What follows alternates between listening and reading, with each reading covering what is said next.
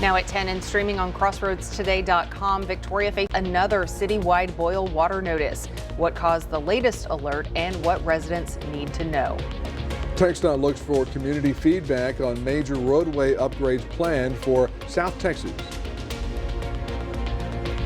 And DeWitt County is looking for community input on disaster plans, how residents can help shape strategies to fight floods and fires.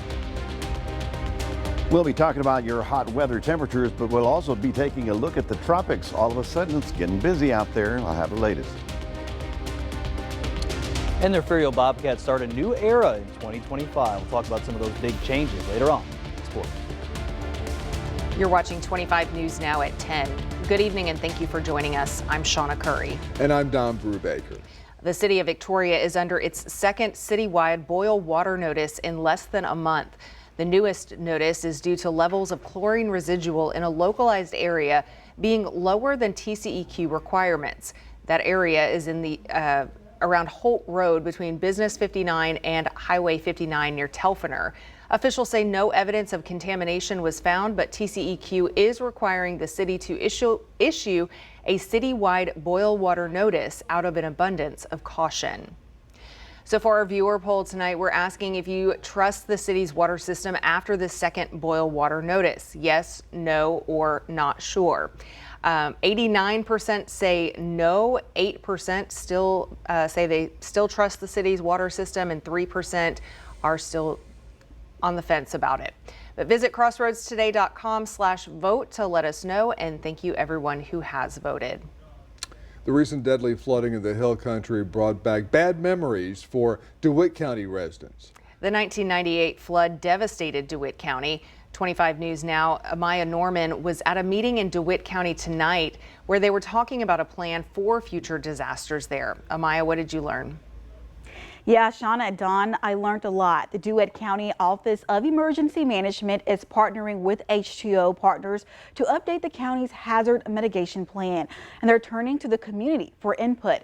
A public meeting was held to give residents a chance to express their concerns and help shape long-term strategies to reduce the risk of natural disasters like flooding and wildfires. Many who attended said drainage issues in their neighborhoods are a top concern, especially during heavy rains. Will Parker, planner and outreach specialist with H2O Partners, says public involvement is key in identifying the most pressing issues and finding ways to better prepare and protect the community from future disasters. It's a tool for the county to understand for different types of disasters, hurricane, wildfire, flood, whatever else. Which of those risks are the biggest, what your biggest priorities need to be in terms of different projects that the county could do, the city could do to make things safer. So part of the process of putting this plan together is getting the public involved and getting their input on what people are concerned about, if they have any ideas. The goal is not only to protect lives and property from hazards like flooding and wildfires, but also to improve public safety, build local capacities, and increase community understanding and support for mitigation efforts. Residents who were unable to attend the meeting can still get involved by submitting feedback through the county's emergency management office. Officials say continued public input is essential as they work to create a safer, more resilient environment. Shauna and Don, back to you. Thank you, Amaya. Well, heads up if you are parked at the Victoria Regional Airport. Construction on the parking lot starts August 18th, and every vehicle needs to be moved before work can begin. As of this afternoon, a few cars were still there. If you cannot move yours in time, you can call the airport office during business hours. The parking lot construction project is part of a bigger airport upgrade funded by grants that also includes work on the terminal, radio tower, runway Charlie, and more. The Salvation Army of Victoria is looking for ways to meet the growing need of its shelter. The Salvation Army's shelter capacity is 18 bunk beds. Victoria Commanding Officer Captain Kenny Jones says he's continuously over capacity each month, housing more than 20 men each night. The beds are available for men who are either working, need housing, or both. At an average of 126% capacity each night, it means Some needing assistance are having to be turned away. It's a constant challenge for the shelter as demand keeps growing, but space remains limited. Captain Jones says they're doing everything they can, but the need is overwhelming. Always want to have more room than you need, but as long as I've been an officer, I've been around the Salvation Army almost 19 years, and I've never seen that happen. I've never been at a place that we have more room than we need all the time. The Salvation Army limits the length of time a man can stay in the shelter to 30 days, with some exemptions that allow for longer. The Salvation Army is working on plans to expand the shelter capacity, which would also include women and families. For now, Captain Jones says he's dedicated to supporting men who rely on their services to reshape their lives. All right, one reason that some men may go to the Salvation Army is to get a break from this heat. Yes, the cooling station is open when the temperatures are over 95, and they have been a lot recently, and I'm sure, Mac, they were that way today. Yes, they were, as a matter of fact, and it's true. At night, if you don't cool down, even with the hot, humid weather at night, then that really wears on your body. So I'm glad that Captain Kenny is able to provide that. We had a few little afternoon showers. You saw them pop up right about there. We got a whole 1/100th of an inch of rain out at the airport today. But the most important part is that we've got stuff now brewing in the Atlantic, in the tropics. We may have a tropical storm named by early next week. So we'll talk more about that coming up in just a moment. The Texas Department of Transportation is holding 2 public hearings about a proposal to upgrade part of U.S. Highway 77 near Woodsboro and build a new roadway to bypass Refugio. The project includes upgrading the highway, building a new route east of Refugio, and improving traffic flow and safety. The project also plans to extend US 183 to connect with the new route, which will help improve a major hurricane evacuation path. The first hearing is Wednesday, August 20th from 4:30 to 6:30 p.m. at the Refugio County Expo Center. The second is Thursday, August 21st at the same time at the Woodsboro School Cafeteria. A virtual hearing will also be available starting August 20th on the TxDOT website. United Airlines grounds all departures due to a technology issue. All mainline flights were held while crews worked to resolve the problem. A spokesperson warned of additional delays throughout the evening, emphasizing that safety is the company's top priority. According to Federal Aviation Administration data, passengers at major hubs like Chicago, Denver, Newark, Houston, and San Francisco were impacted. United did not offer further details about the tech issue. The airline says it is working with customers to get them to their destinations as soon as possible. Texas lawmakers are clashing over redistricting again, this time in Boston. Democrats are pushing back hard against a proposed congressional map they say is designed to favor Republicans ahead of the 2026 elections. For the second day in a row, they've stalled a vote by blocking quorum. State Senator Boris Miles called the mid-decade map, quote, rigged districting, unquote, comparing it to a modern-day poll tax aimed at suppressing black and brown voters. The IRS says churches can now endorse political candidates. That could give Texas pastors more power than ever. To read this full Texas Tribune article, visit crossroadstoday.com. And here are some of the top headlines in the Cuero Record. DeWitt County commissioners oppose a bill to silence local political voices. And 4-H ambassadors visit Holy Cross Giving Garden for a service project. To read these stories and more, visit DeWittCountyToday.com. And remember to subscribe to our Crossroads Today YouTube channel, hit the like button, and click the notification bell.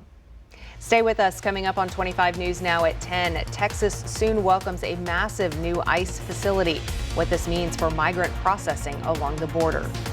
Also ahead, 5 soldiers are wounded after a shooting at Fort Stewart in Georgia. How a heroic effort stopped the gunman.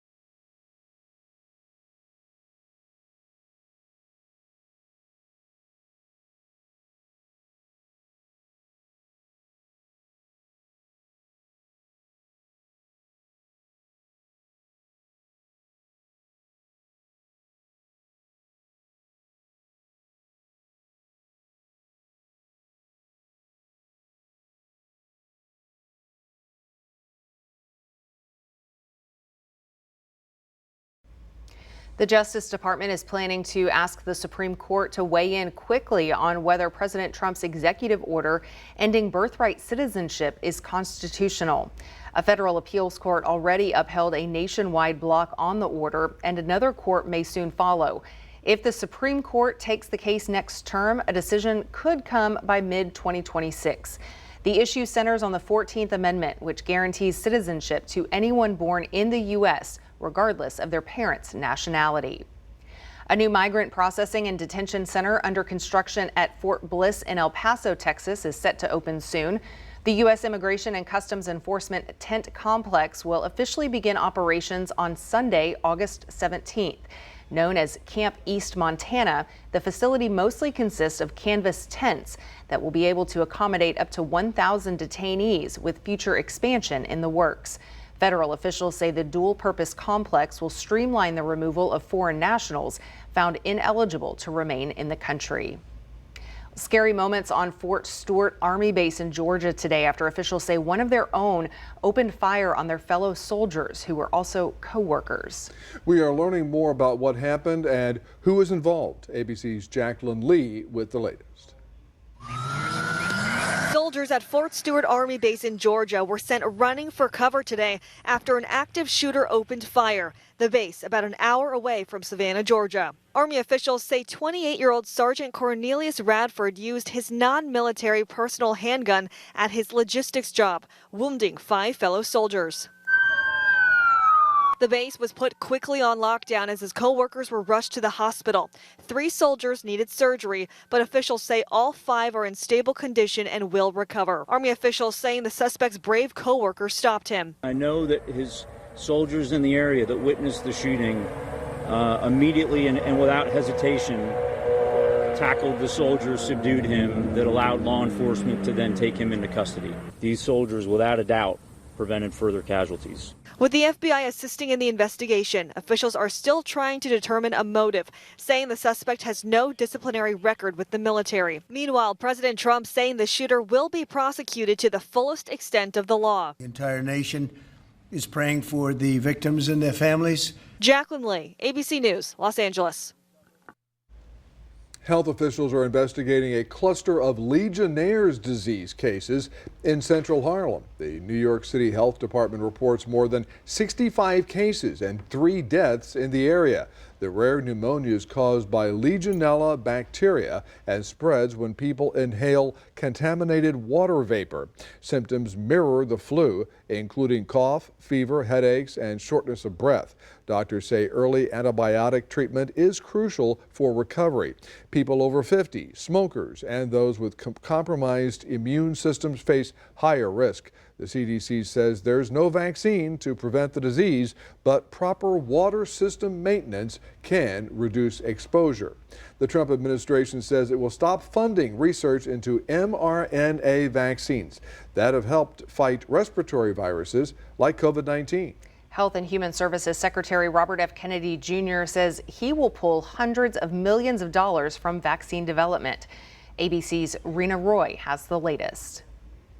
The Trump administration now pulling millions of dollars that would have gone to critical vaccine research. The Department of Health and Human Services canceling pharmaceutical contracts totaling $500 million in funding for the development of mRNA vaccines. HHS Secretary and longtime vaccine critic Robert F. Kennedy Jr. making the announcement Tuesday. For some illnesses, mRNA vaccines may be very useful, and that would include cancers.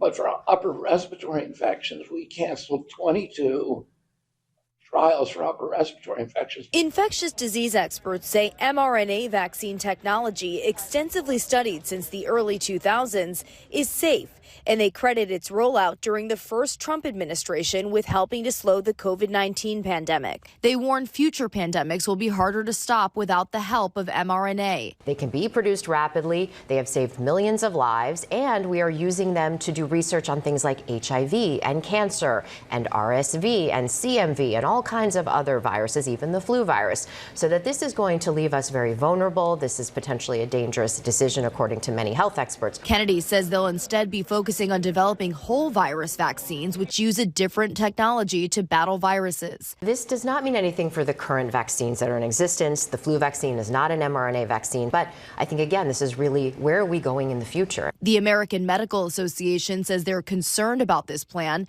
pointing out that COVID vaccines saved countless lives.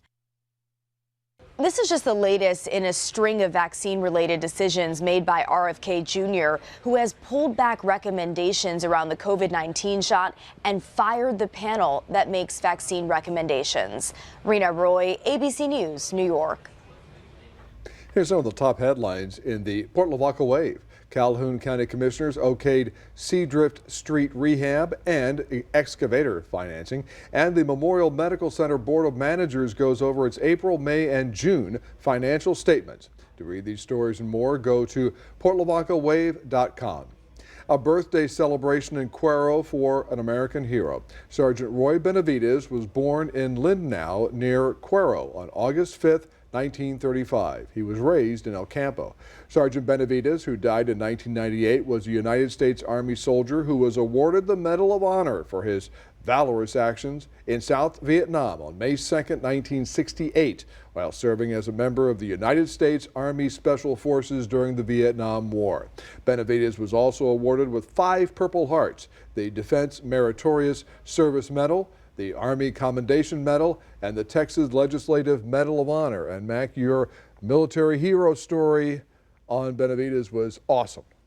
Well, thank you very much. And so was he. Talk about a local boy who grew up and became an elite soldier. And so we're very proud of him. I'm glad they wished him a birthday. Well, we are looking at 82 degrees right about now. Our high today got up to 98. Yeah, that's pretty warm, wouldn't you say? Of course, and our heat index was at 108 as well. We're looking for the excitement here, 0.01 of an inch of rain, maybe 5 drops that fell at the airport. We'll talk about the rain chance and we'll take a good look at the tropics coming up in a moment.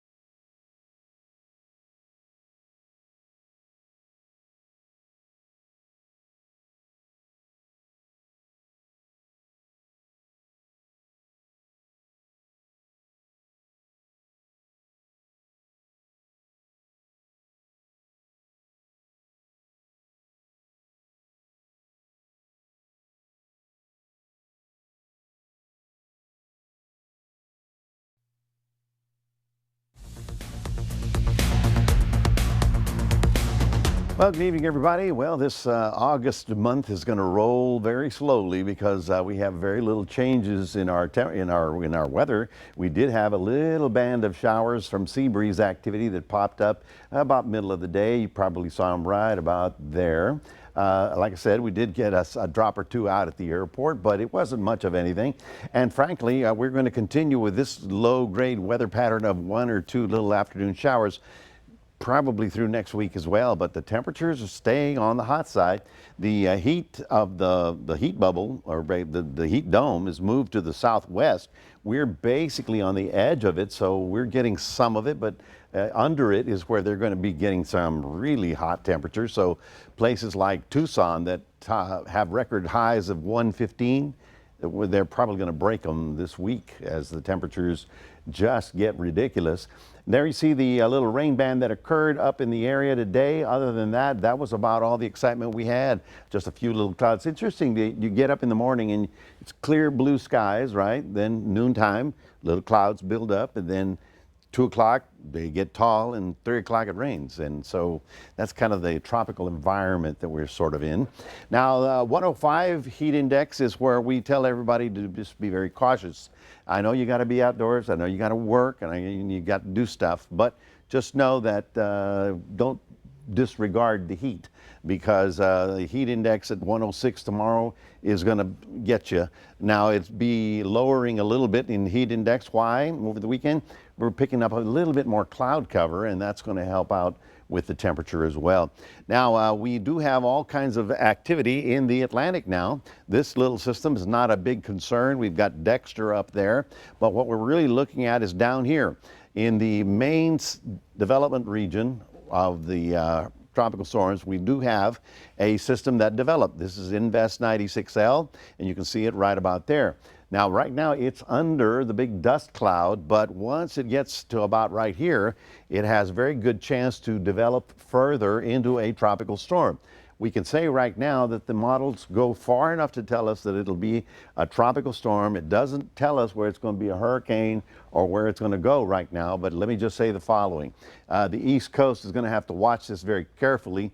I really don't think it's going to hit mainland, but that's just me talking about 5 to 7 days out. Nonetheless, this will be a named storm, and that's the big news about that.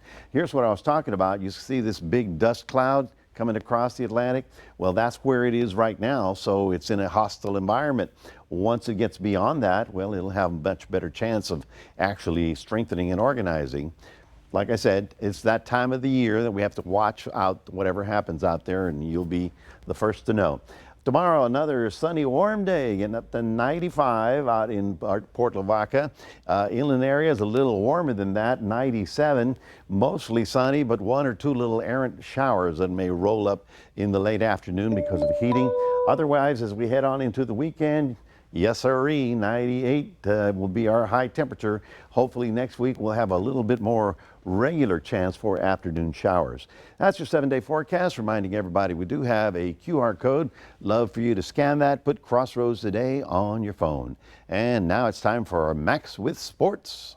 That's right, Mac. I saw your weather there for Cuero. I'm heading up there tomorrow there for 2 days. Good weather, 9 a.m., 82 degrees. I like that there going in there for the morning. But for today, though, right, the Goliad Tigrettes, they're only 1 win away from the state title. So we'll preview this year's team coming up in sports.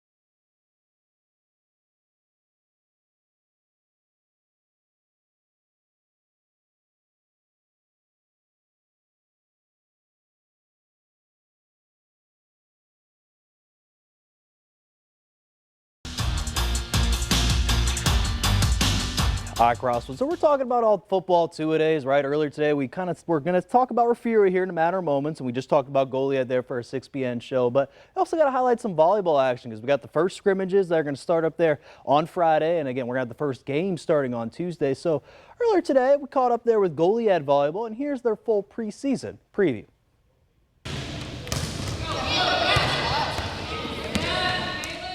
With football season taking over the state of Texas, another fall sport we can't forget about is volleyball. One of our Crossroads teams in the Goliad Tigerettes reached the 3A championship before losing to the Bushland Falcons in 4 sets.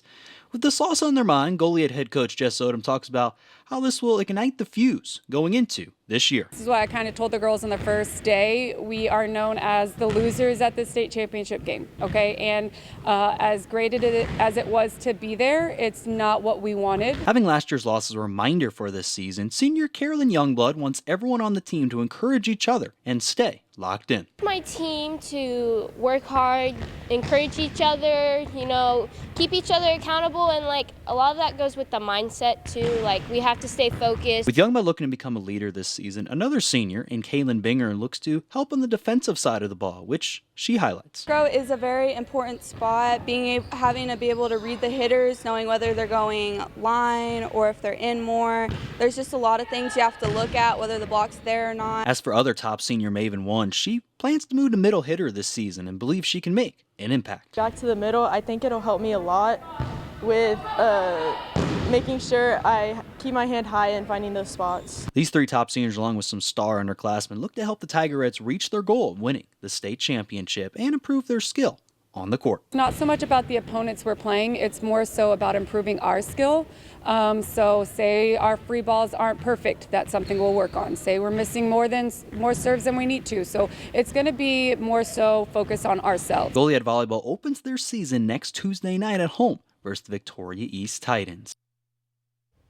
All right, now from Goliad Volleyball to the Refugio football, where the Bobcats, led under head coach there, Drew Cox, they have some new changes going into the 2025 season. First, a quarterback and running back. They're going to be gone Keelan Brown and star running back Jordan King, who rushed over 1,000 yards and had 40 touchdowns for the Bobcats there last season. Well, now they turn their attention to new quarterback Ray Lewis and running back Xander Willis. And they've got some experience, though, on their offensive line. They got seniors there in Colton Taylor and Thor Bass. But also for Lewis, he just feels really confident about this season and believes Willis could be a big help for the running game as well.